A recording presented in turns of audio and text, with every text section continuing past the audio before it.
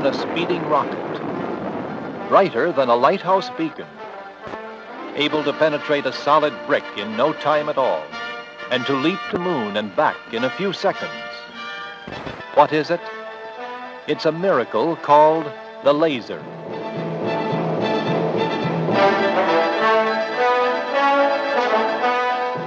This beam of light can perform miracles, the newest, most important discoveries and developments of American science. Laser actually means light amplification by stimulated emission of radiation, and gets its name from the first letter in each of these words, laser. The world's first laser beam was born right here in the Malibu laboratories of the Hughes Aircraft Company, where in 1960 the physicist Dr. Theodore H. Maiman built his historic ruby laser.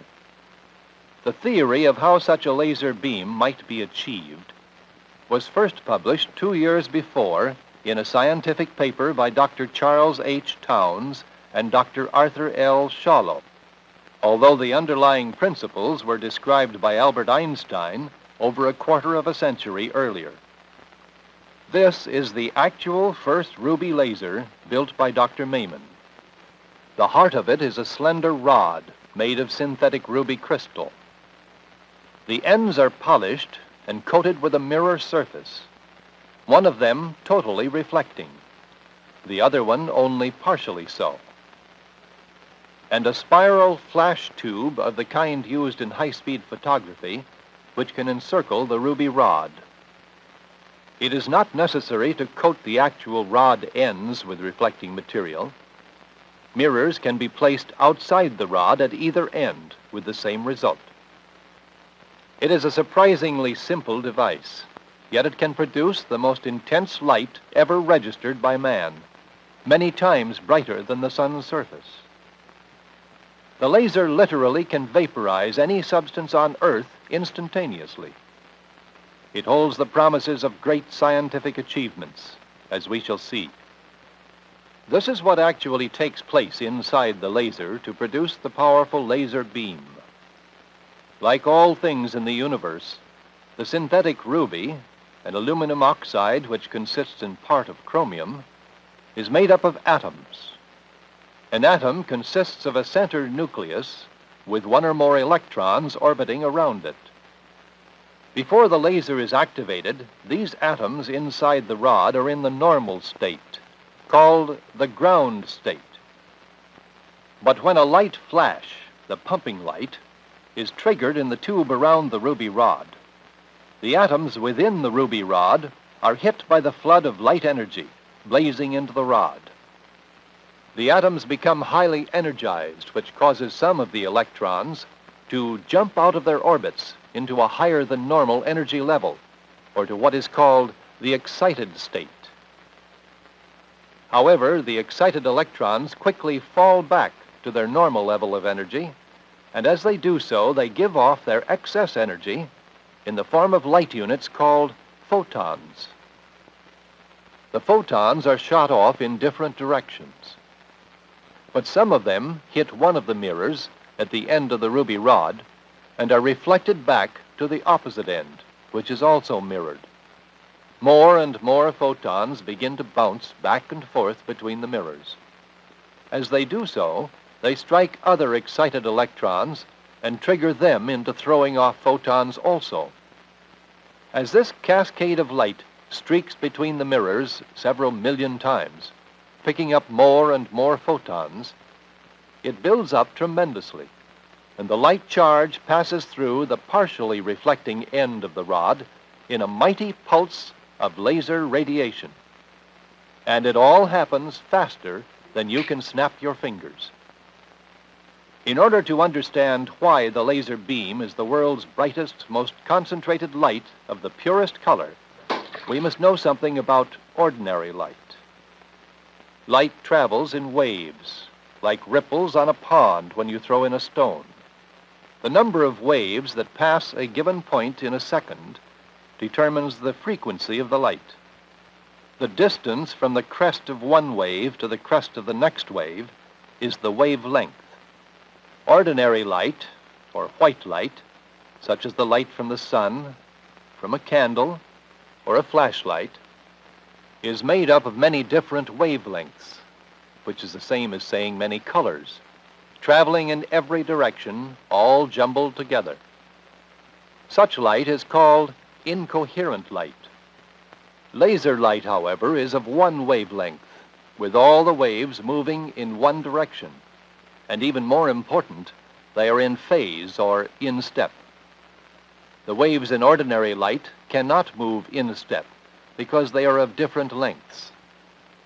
Laser light, being of one wavelength, does move in step, each wave reinforcing the other, and the light therefore is capable of remaining in a straight, narrow beam for long distances.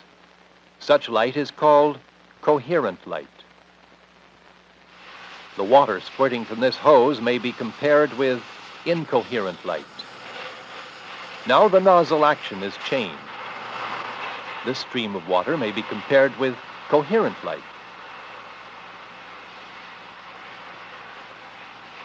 An interesting experiment to prove the laser beam's astounding ability to stay coherent was conducted in 1961. A ruby laser shot a series of laser pulses at the moon, 250,000 miles away.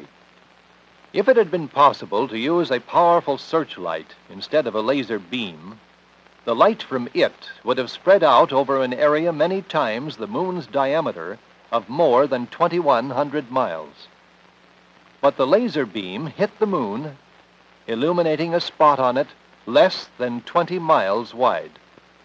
In fact, by using a lens to focus the laser beam even further, scientists were able to light up a spot on the moon only 2 miles in diameter.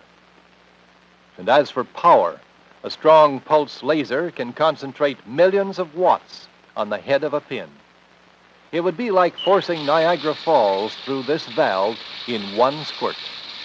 We have seen then that the three major properties of the laser beam are: 1, high intensity, brightness; 2, narrow beam width, directionality; and 3, coherence. It is not only ruby which will produce the laser action.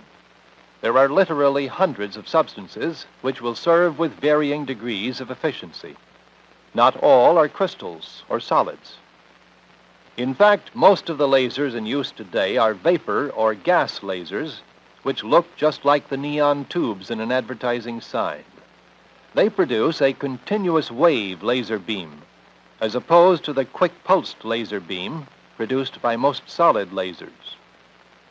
There are 3 main types of lasers: solid lasers, like the ruby laser; gas lasers, using such gases as helium, neon, and argon, for example; and semiconductor lasers, tiny lasers made of such material as gallium arsenide, for instance. Computers designed for work in space may require such tiny semiconductor lasers which can operate at extremely low temperatures. Other materials may be liquids, plastics, or glasses. The different lasers are excited or pumped by different methods, not all with a flash tube like the ruby laser. Generally, solid lasers are excited by light, and gas lasers by electrical discharge. But other lasers may be made to laze by radio waves, chemical reaction, or by an electrical. And see the laser beam. Some lasers create invisible radiation, like the carbon dioxide laser, which shoots a continuous, intensely hot beam of invisible infrared light. Also, Dr. Mayman's original ruby laser was so small you could hold it in the palm of your hand, while many of today's lasers are much larger, and some very big, although they all work substantially the same way. Basically, then, a laser device consists of a suitable working material placed between 2 reflecting surfaces with a source of energy to excite or pump the atoms of the host material to a higher energy state. the whole forming an atomic resonance system. Experimentation with lasers is continuously going on, opening new avenues of discoveries. Despite the fact that the laser's father, Dr. Maiman, once said that the laser was a solution in search of a problem, the fabulous laser already has found many problems to solve in medicine, in industry, in communications, and in science. Medical research for the use of this new light knife is moving rapidly in many different directions. Here, studies are made to remove a tumor from this animal. High-speed photography illustrates what is actually happening in the fraction of a second. The laser is already used to destroy tiny tumors on a patient's retina, instantly and painlessly. The beam goes through the lens of the eye without harming it and burns out the tumor. In order to understand this principle, let's take two balloons, one of them a red one, inflated inside a larger transparent one. The red one represents the tumor inside the eye, the transparent one the lens. The laser beam passes right through the transparent balloon, but its heat is absorbed by the red balloon, which is pierced and pops, like so. And good news. Dentists now believe that lasers may provide a fast, completely painless way to drill. In industry, the laser beam is already hard at work and can do many important jobs: cutting, welding, pinpoint drilling through the hardest substances known to man. A laser welder for microscopic welding is already available commercially. It can safely and efficiently perform the most delicate operations with the speed of light.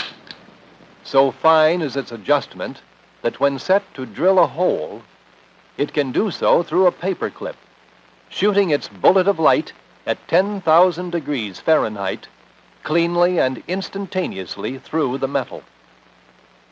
In communications, the laser may well become a giant. The Bell Telephone Laboratories have actively explored many possible applications.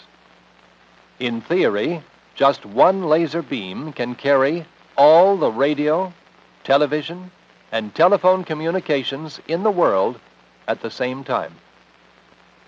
But since a laser beam, which is simply a light beam, can be interrupted by any obstruction, by rain or dust or fog, the laser communication beam may be sent through long underground vacuum pipes with relay stations every 30 miles or so, where the straight light beams are bent around corners by means of mirrors and optical lenses.